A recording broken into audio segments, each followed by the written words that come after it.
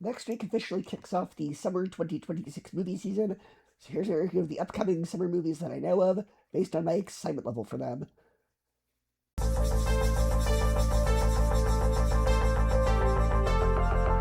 In last place, Moana.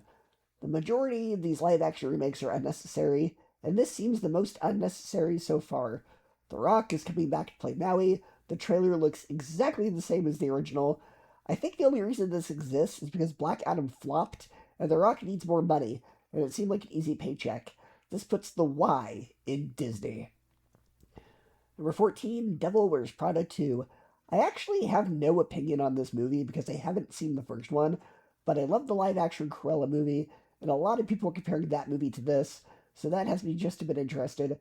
I'll watch the first one the week that this one comes out and give my review. Number 13, Swapped. This looks very safe and generic like all the previous movies from Skydance Animation. Like all their other projects, this looks like a movie that I'll enjoy while I'm watching it, but then I'll forget about it the next day. Number 12, Six. This is actually one of two filmed Broadway productions opening in movie theaters this summer, and I have a little familiarity with this, but my mom loves British history, and my sister is a fan of the musical, so this looks like a movie to enjoy with them. Number 11, Minions and Monsters. I'm one of the defenders of the Minions movies, but the trailer for this one had me going, okay, I think we need to stop now. The plots of the first two at least made sense, but this one looks like they ran out of ideas. But since these movies print money, they went with the safest, least daring plot they could think of by having it be Minions and a bit of Hotel Transylvania. Number 10, Toy Story 5. I was pleasantly surprised by Toy Story 4, but I highly doubt this will be a cause of fool me twice, shame on me.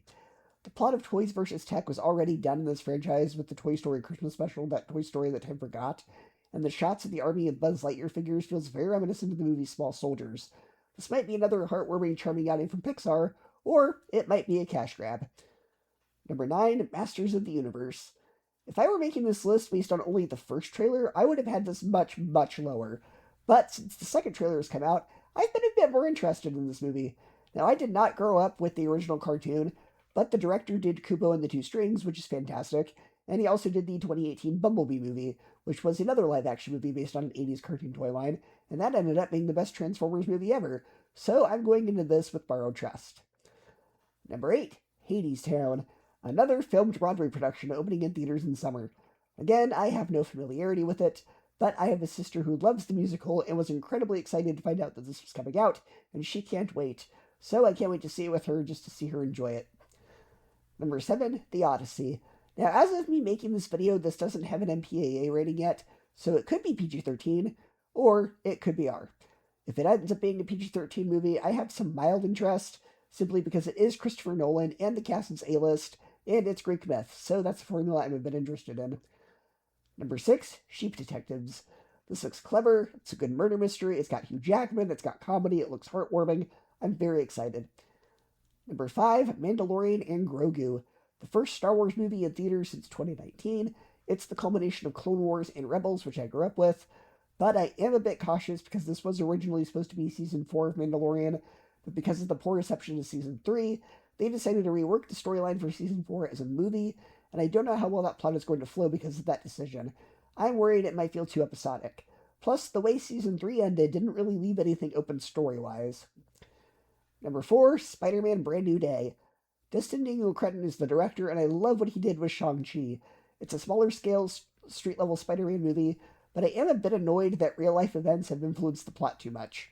What I mean by that is, I never bought into MJ and Peter's romance in the first 3 films, and I think having Peter let her go was a justified decision, but because the actors are now married in real life, it seems like we're hitting the reset button on a pivotal character growth moment, and I'm also worried that including Bruce Banner, Daredevil, Punisher, and Scorpion all in the same movie will make it feel overstuffed.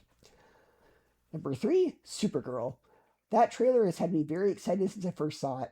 It looks super fun. The director did Cruella, which I already said earlier I love, and we got Jason Momoa as Lobo, and he looks like he's having the time of his life, and we get more crypto.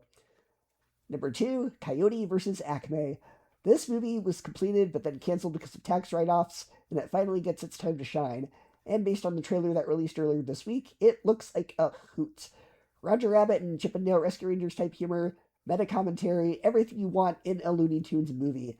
The premise of Wile E. Coyote suing Acme for all their products injuring him or otherwise failing is wacky and clever, and hopefully it lives up to the hype. And my number one most anticipated film of summer 2026, Disclosure Day. Pretty much the only original movie on this list. It's Steven Spielberg doing a movie about aliens. Those are always awesome. It looks very X-Files-esque, and they've been very careful not to reveal any twists or major plot points in the marketing, which makes it all the more intriguing. It's a new film from arguably the greatest American film director of all time. It's his first non-sequel or IP-based movie since 2001 when he made the movie AI. All his films after that were remakes based on true stories or sequels. I'm glad we're getting something that looks thrilling and original, and it's my number one most anticipated movie of summer 2026.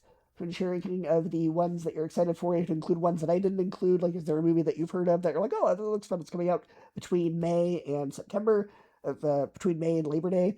Let me know in the comments, and I'll see you next time.